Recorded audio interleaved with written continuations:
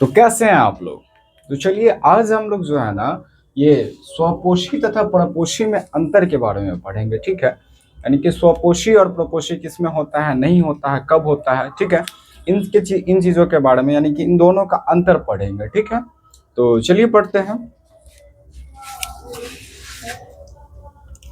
यहाँ देखिए, ये सवाल आपके बिहार बोर्ड में जो है ना 2 नंबर का पूछा जाता है। स्वपोषी तथा परपोषी में अंतर, स्वपोषी तथा परपोषी में अंतर, ठीक है। स्व स्व का मतलब ही यहाँ पर क्या हो जाता है, स्वयं, समझे। तो वही है स्वपोषी तथा परपोषी में। अब देखिए, स्वपोषी तथा परपोषी में अंतर पढ़ रहे हैं तो 2 नंबर में हमको लिखना हो तो किस तरीके से लिखेंगे, तो कुछ इस तरीके से लिखेंगे कि स्वपोषी तथा परपोषी में निम्नलिखित अंतर है, ठीक है।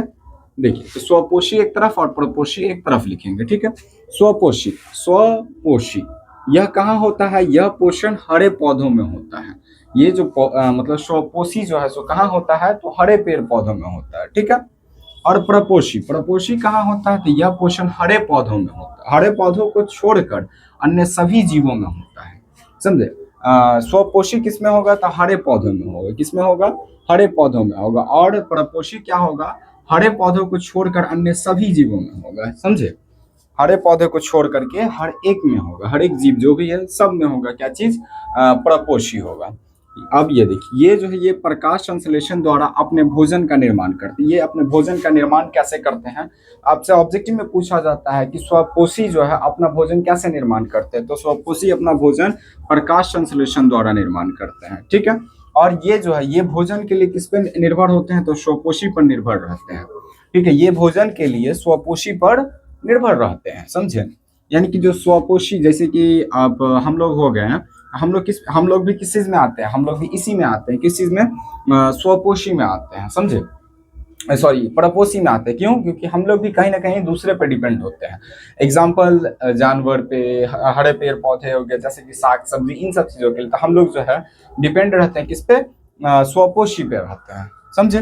तीसरा पॉइंट है कि इनमें क्लोरोफिल होता है, इसमें जो है क्लोरोफिल होता है और इनमें क्लोरोफिल नहीं होता। हम लोगों में क्लोरोफिल पाया जाता है, नहीं पाया जाता है, ठीक है। और इसमें क्लोरोफिल पाया जाता है, समझे।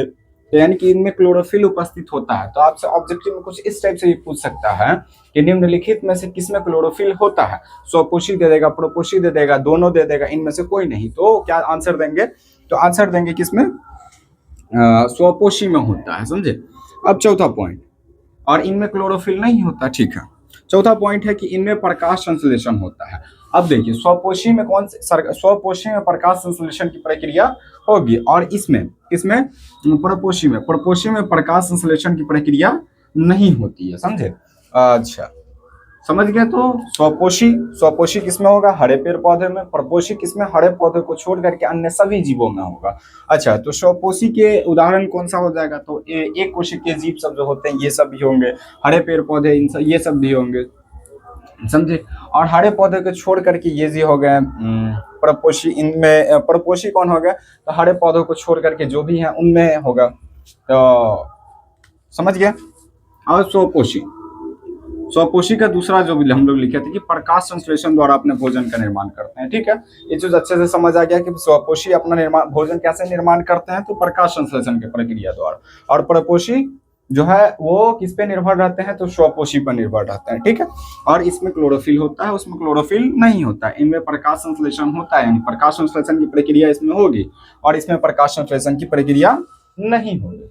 चलिए ठीक है, आई होप कि आपको समझ आ गया हो स्वपोषी तथा परपोषी में अंतर, ठीक है। तो अब हम लोग मिलते हैं नेक्स्ट वीडियो में कुछ अलग टॉपिक के साथ, या फिर मैथ का जो एक्सरसाइजेस अभी बाकी है उन एक्सरसाइजों से हम लोग रिलेट करेंगे, मतलब क्वेश्चन उसका बनाएंगे, ठीक है। चलिए मिलते हैं फिर।